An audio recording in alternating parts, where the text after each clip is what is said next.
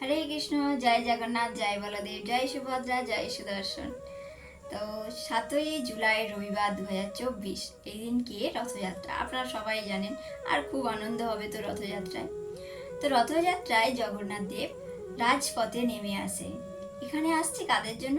আমাদের জন্য, অর্থাৎ আমরা এই যে জড়হত জীব, আমাদেরকে উদ্ধার করার জন্য জগন্নাথ দেব আসছেন, রাজপথে নেমে আসছেন। তো অনেকেই বলে থাকেন যে ভগবানের কাছে যাবে, অর্থাৎ ঠাকুরের কাছে যাবে, আমাদের মন্দিরে যেতে হবে, অত সময় কোথায়, আমরা যেতে পারবো না। তো সেই সমস্ত ব্যক্তিদেরকেও বলছি, তাদেরকেও কৃপা করার জন্য ভগবান রাজপথে নেমে আসছে, সবাইকে উদ্ধার করার জন্য। রথযাত্রায় আমরা কি কি করব এবং কি কি করব না, এই জিনিসগুলো আমাদেরকে মাথায় রাখতে হবে। তো বলা হয়েছে যে জগন্নাথ দেব ভক্ত বৎসল, জগন্নাথ দেব কাউকে তিনি অবহেলা করবেন না, সবাইকেই তিনি কৃপা করবেন। সবাই যাব, ছোট বড় সবাই, যে যার আশপাশে বা বাড়িতে অনেকে রথযাত্রা করে থাকে। আমাদের কানাই সোনারও ছোট রথ। তো এই বছরে আমরা যেতে পারছি না, তো আমরা যাব মঠের বড় রথযাত্রায় যাব, তার ভিডিও আপনারা দেখতে পাবেন। তো এখন আমরা আলোচনা করব যে কি করব কি করব না, যে জিনিসগুলো ভালোভাবে খেয়াল রাখবো। তো প্রথমত কি কি করব না আগে একটু জেনে রাখি। যখন এই রথযাত্রায় জগন্নাথ দেব রথে সামনে আসছেন, চড়ে আসছেন আমাদের কাছে, আমরা কখনোই দাঁড়িয়ে থাকবো না। রথ আমাদের পাশ থেকে চলে যাচ্ছে, আমরা দাঁড়িয়ে আছি, সেটা আমরা কখনোই করব না। উচ্চস্বরে কীর্তন করব, হাতে হাতে করতালি দিয়ে কীর্তন করব, আর রথের দড়ি ধরে এক পা করে আমরা জগন্নাথকে আগিয়ে দেব। বলা হয়েছে জগন্নাথ অপার কৃপা নিয়ে আমাদেরকে কৃপা বর্ষণ করার জন্য তিনি আসছেন।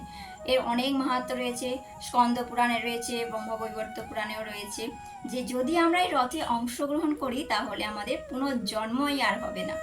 এই যে 84 লক্ষবার আমাদের জরার আবার জন্ম হচ্ছে, আবার মৃত্যু হচ্ছে, এটা আর হবে না। তো সব একটা কথাই এখানে মনে রাখতে হবে, জগন্নাথ দেব আসছে আমাদের জন্য, আমরা আনন্দ করব। তাহলে আমরা দাঁড়িয়ে থাকবো না, আমরা কীর্তন করব, জয় দেব এবং দড়ি ধরে এগিয়ে যাব।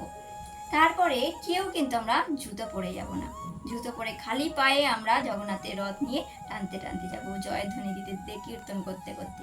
আরও একটা জিনিস যেটা আমরা অনেকেই করে থাকি বা কারোর কাছে হয়েও থাকে, এই ভুলটা হয়ে থাকে, যে দেখা যাচ্ছে কোনো ছোট ছোট বাচ্চারা ছোট ছোট রথ নিয়ে বেরিয়েছে, বা অনেক কোনো মন্দির থেকে রথ বেরিয়েছে ছোট মতো, সেই ছোট রথ বড় রথের মধ্যে তফাৎ খুঁজে বেড়ায়, যে ওদের রথটা ছোট বড়, এই যে ঠাকুর এইরকম দেখতে, এই দিয়ে তৈরি, এই সব দিকে আমরা কখনোই লক্ষ্য দেব না।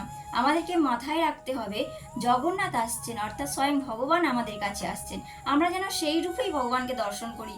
যে রথটা কি দিয়ে তৈরি হলো, বা রথটাকে সাজায়নি কেন, কেন তো সাজানো, অর্থাৎ আলোচনা সমালোচনা বা পরচর্চা পরনিন্দা এই সময় একদম করব না। আমরা চেষ্টা করব জগন্নাথ আসছে, প্রাণ ভরে জগন্নাথকে দর্শন করতে, করতালি দিয়ে কীর্তন করতে আর নৃত্য করতে। যে যেমনভাবে আনন্দ করতে পারবেন তার ততই কিন্তু পুণ্যের ঘোড়া বা তার অপরাধ খণ্ডন হয়ে সে ভগবানের বা জগন্নাথের সেবায় লাগতে পারবে। তো এই যে আলোচনা বা সমালোচনা, আমরা নিন্দা একদমই করব না। আর যেগুলো করব, যে যখনই আমরা জগন্নাথকে দর্শন করতে যাব বা রথে দর্শন করতে যাব, জগন্নাথের জন্য কিছু না কিছু তো নিয়েই যাব। অনেক ভক্তরা কি করে, ফল নিয়ে যায়, কেউ ফুল নিয়ে যায়, কেউ পয়সা নিয়ে যায়, তো দূর থেকে জগন্নাথকে ছুঁড়ে ছুঁড়ে দেয় রথের মধ্যে।